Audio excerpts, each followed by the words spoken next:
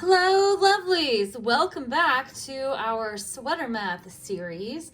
Okay, so in this episode, I'm going to show you how to pick up stitches for your sleeve and then also how to figure out where your decreases are going to go.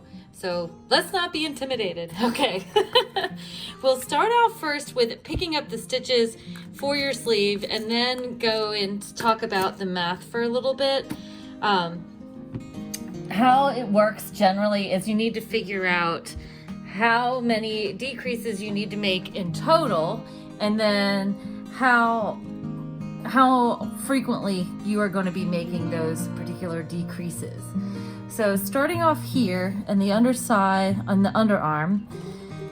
So when I did mine, I cast on 6 stitches to make an inch's worth of fabric in my underarm. So I have 1, 2, 3, 4, 5, 6 stitches cast on here. And then I always pick up a couple extra in the corner and then pick up around the sleeve part itself on the waist yarn, or rather knit around on the waist yarn. So first let's get the stitches off of the waist yarn, and you see all you need to do for this part is just slide your needle along here. So I am using a size 5 needle because that's what I used on the body of my sweater. Now I finished knitting out the body of my sweater down to the bottom hem. And on my bottom hem, I went down a needle size. So that way my hem, once it's washed and blocked, will hopefully just drape and hang straight, or maybe go in a little bit. If I lay it down, you see here, it does sort of dip in a little, which is fine. I didn't want it to dip in a whole lot. I just wanted it to be either a little or hang straight down. If you do your bottom hem in a needle that is the same size as what you used on the body of your sweater, then your bottom hem is going to flare out. If you do one size down, it should hang straight, and 2 sizes down, it will cinch in. And I really didn't want it to cinch in a whole lot. So now that the body part is finished, and we're thinking about sleeves, you have a decision to make. Do you want short sleeves or do you want long sleeves? I had thought originally I was going to do long sleeves, but now thinking about it, now the sleeve is done and I've tried it on and everything fits exactly how I want it to fit. Hooray! So now I am thinking what I would like to do is actually do short sleeves instead of long sleeves. But I will post equations for making a long sleeve on your sweater. And you could make just like a long, like a stovepipe kind of a sleeve that has no shaping. It would just be like really loose and baggy. But generally speaking, most of the time you want your sleeve to taper down to the wrist.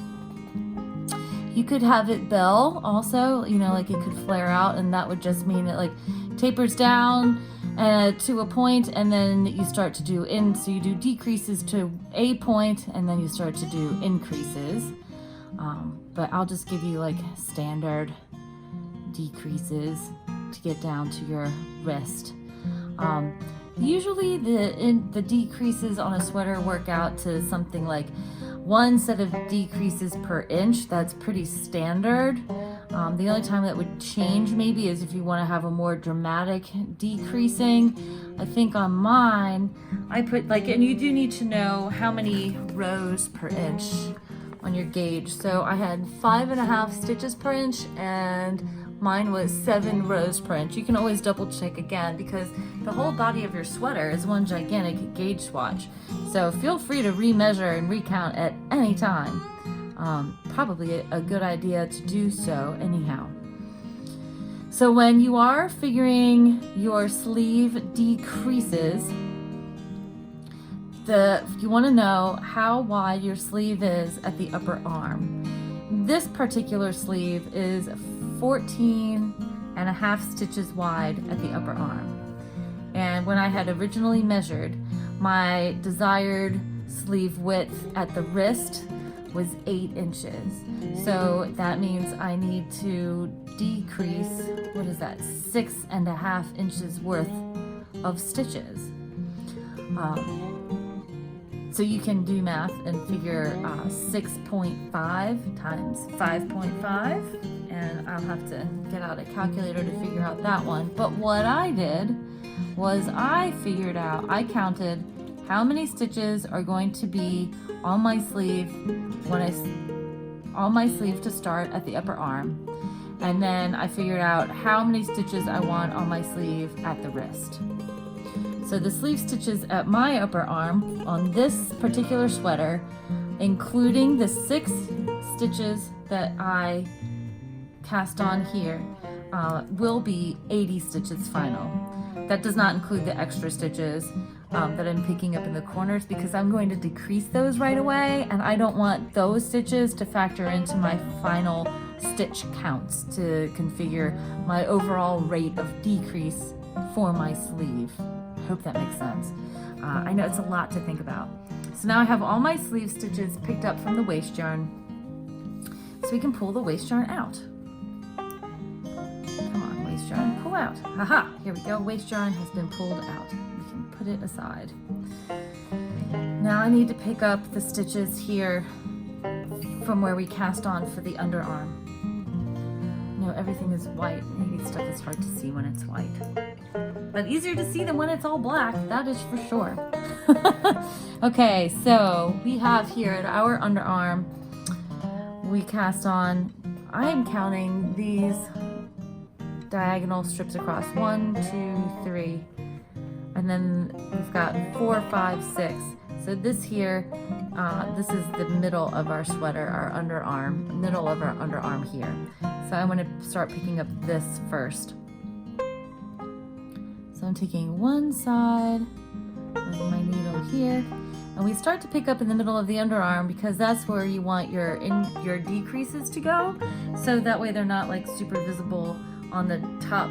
You don't want them like a line of decreases visible necessarily on the top side of your arm, unless you're doing it on purpose as some kind of design element, which you might. I generally don't do that, but I mean, you know, hey, you get to make all your own creative decisions. If that's something that you're interested in, go right ahead. So what I've done is there's an X here at the top of the stitch that I cast on. I shoved one needle under it, made a loop with my yarn, and this loop is going to be, my picked up stitch. There's no real wrong way to pick up stitches. I mean, however you get them on there and you like the way that it looks, that's what works for you. You do what works best for you, because what works best for you might not work best for somebody else. So I did one, and now I've picked up the X, picking up the X for number 2. And also, if you hate the way this looks, you can always pull these out and do them over again. And yeah, it's a little fiddly. If you want, you can put the other needle point in there like I just did and like actually knit it. That's 2. Might be a little bit easier. So here we go, put in behind. And then this is 3. So I picked up those 3 stitches that we cast on. And now I'm gonna skip this space and go over here to these extra pieces. So now see the bar here where my fingernail is? This top bar that runs between the stitch on my left hand needle and the edge of the sweater on my right hand needle, there's a leg on either side of that bar. I'm going to pick up each side of that leg. So this part and this part. And I'm going to knit into each of those legs individually. And hopefully that will close up this hole in the corner of the armpit of my sweater. And if it doesn't, you can always sew it up later. So, and see, it gets weird and awkward right here. This is the first stitch this is the first stitch. This is where it's weird and awkward. So this was the first stitch that we had picked up on our waist yarn. And now I'm just going to go ahead and knit all the way around the stitches that we picked up from our waist yarn until we get all the way back to the other corner of our armpit, or rather to the end of the stitches that we had picked up on our waist yarn. Okay, so figuring the sleeve decreases. We can talk about this as I'm going around, and as hopefully maybe you are also going around. So I said my final number, not including the extra stitches, was 80. So I had 80 stitches. And that gives me approximately 14.55 inches. So I measured just to double check, and I did, the measurement was right. So I did get approximately 14.5 inches for the circumference of the upper arm. So to double check, I measured, pulled out my armpit so it was straight. So, and I measured from the top of the sleeve here to this armpit here. And I laid it flat so it was like accurate, not just holding it up so it was like droopy and weird, and I didn't pull it to make it accurate. I let it just lay flat and then measured it. So as carefully as I could. So that's how I did to double check. So, all right, so I've got my 80 stitches around the top of my arm. I need to get down to 44 stitches because how do I get that number 44 stitches? Because I want,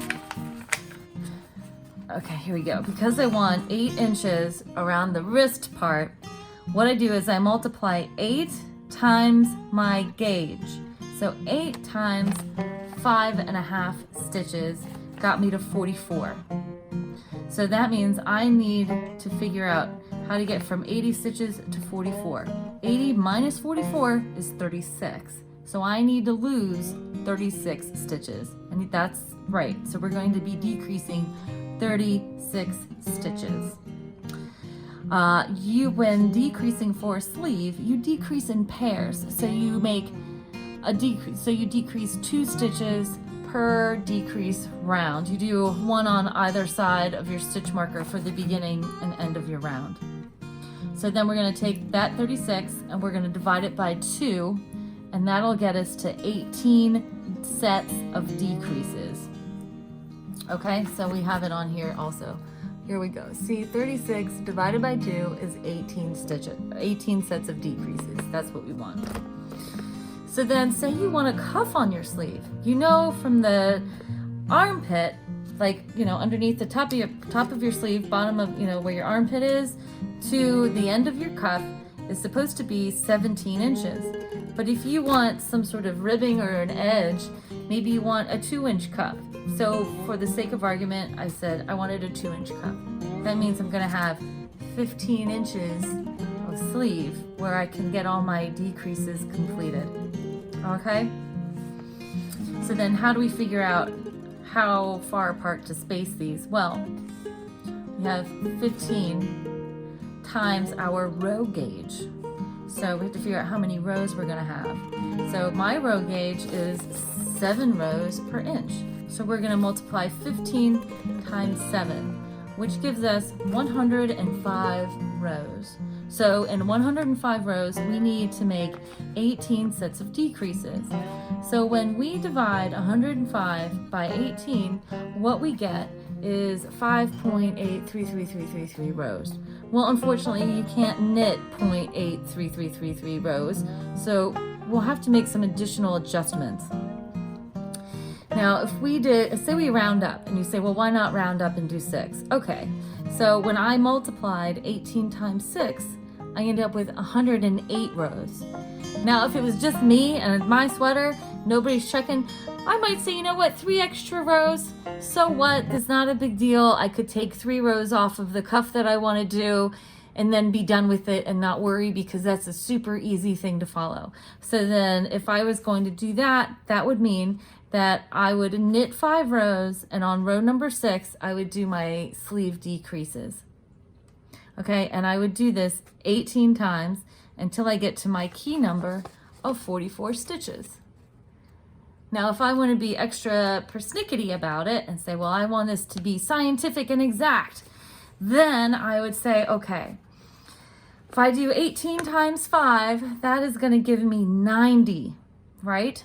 So that's 90 rows, which means I still am going to have 15 rows of no knitting, which is fine. You could do that too. But then if I really want to space it out and make it more gradual, that 15 extra rows means, okay, so I could do potentially 15 sets of decreases where I decrease on row number 6, and then I'll have 3 sets of decreases where I decrease on row number 5. And that will exactly get me to 105 rows.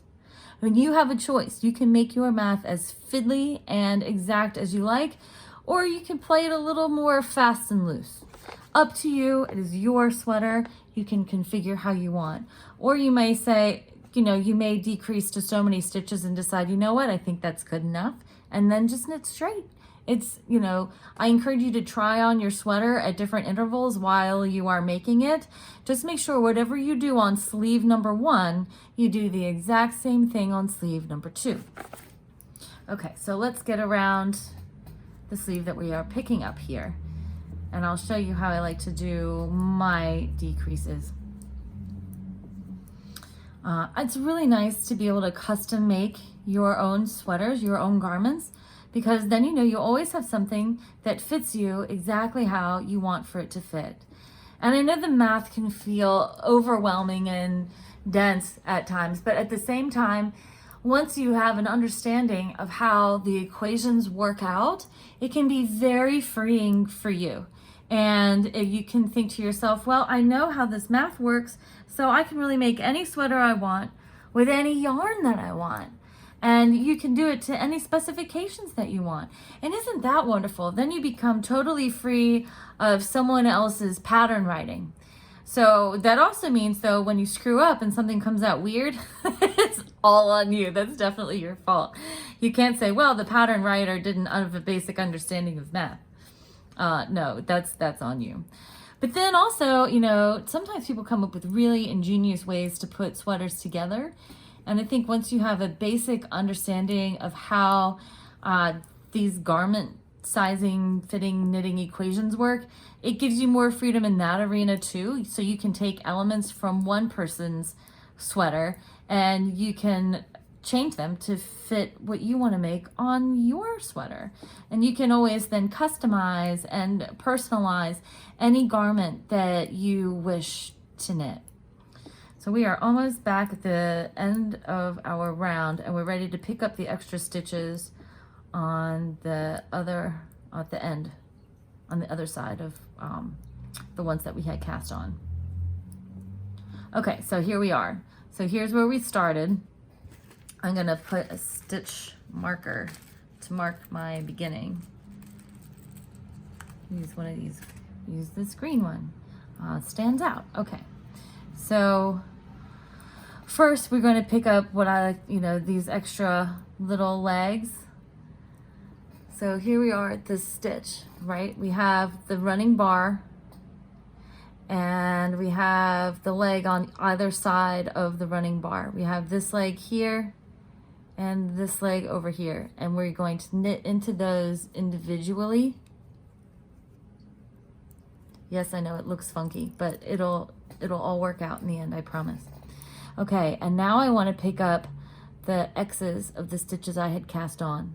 So we have this diagonal line here, pick that up, and then the other side of the X on my stitch. And there will be 3 of these. So here is 1. And where's my X? Here's part of my X. Here's another part of my X. And here is, oops, get on there. Yes, this is a little fiddly. This is 2.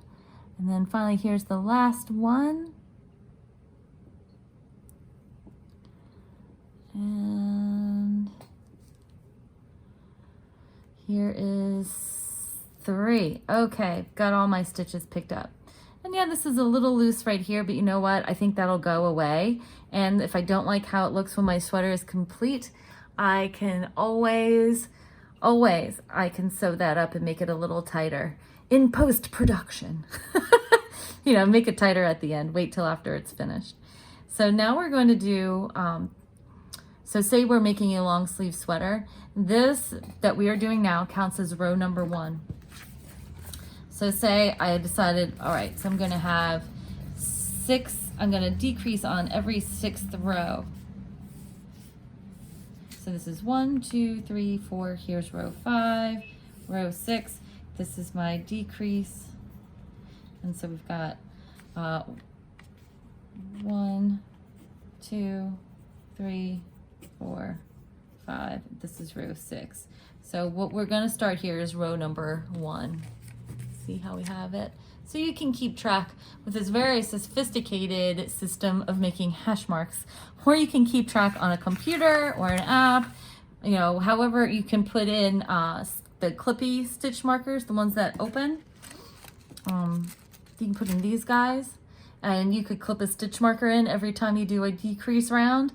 That's a great way to keep track. And then you don't have to also remember where you stuck your piece of paper with your hash marks. Because what if you put your sweater down and then you pick it up months later and you have no idea what you've done? So the little clipping in stitch markers are a great way to help you keep track. I love stitch markers. So we've got 1, 2, 3, and then if we look here, these are our next 2 stitches. So actually I want to do 1, I want to knit 2, and then I want to knit these 2 stitches together because I want to follow sort of the same line of increases, the same shaping line that I had done when I was doing the raglan line, the raglan increases. So I'm going to knit 2, and then I want to knit the next 2 stitches together as if they are 1. And then I'm gonna knit all the way around. Okay, and the reason I want to do the knit 2 together on this side is because knit 2 together leans this way, slip, slip, knit leans that way. And since on this side of my sweater, my diagonal was going in this direction, I want my decrease also to lean in that direction because I want my lines to mimic one another. You can choose to do it the opposite if you like. It's all up to you. So now we're going to continue around. And then on the other side, when we are 4 stitches from the end, we are going to do a slip, slip, knit, and then a knit 2 to make a mirrored effect. Okay, all right. And here we go. Knit, knit, knit, knitting around.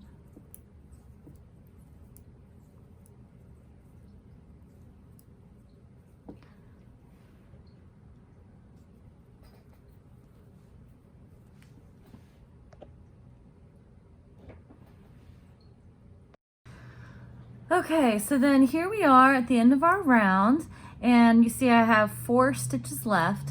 So with the first 2, I'm going to do a slip, slip, knit. So that's slip 2 stitches as if to knit, insert my left needle into the front of those 2 slip stitches, then knit the 2 of them together as if they are 1, and then knit 1 and 2. Okay, and so then that is row 1. Mark off, yes, we did row 1 in our grand count to decrease. So then now for the beginning of row 2, so I'm going to knit 1, and then since this has moved closer, now I'm going to knit 1, knit 2 together, and then knit all the way around. And so now after I complete this last set of decreases, the knit 1, knit 2 together, when I go over this side, I'll do to knit to the last 3. That'll be a slip, slip, knit, and then knit 1. Then I don't have to do any more extra decreases, and I can just continue on in my established, do a decrease on row 6, and it'll be in the same pattern. So that way our sleeve, let me draw a bad diagram for you. So here is our sleeve. So here's our sleeve. This is the beginning end of round. Okay, this is the underside of your arm. So you're gonna have a knit one on this side of the marker, a knit one on this side of the marker. Then you have your knit two together, and you have your SSK. See, and then knit one. Terrible handwriting. Okay, and then we have, this is also a knit one. See, so you have your marker here. You have a knit one, a knit two together, knit all the way around to there's 3 stitches left, then it's slip, slip, knit, and then knit one. And this is what you will do on round 6. So if your number ends up being the same as mine, that's what happens on your decrease round. Okay? All right, so we'll get to the end of this.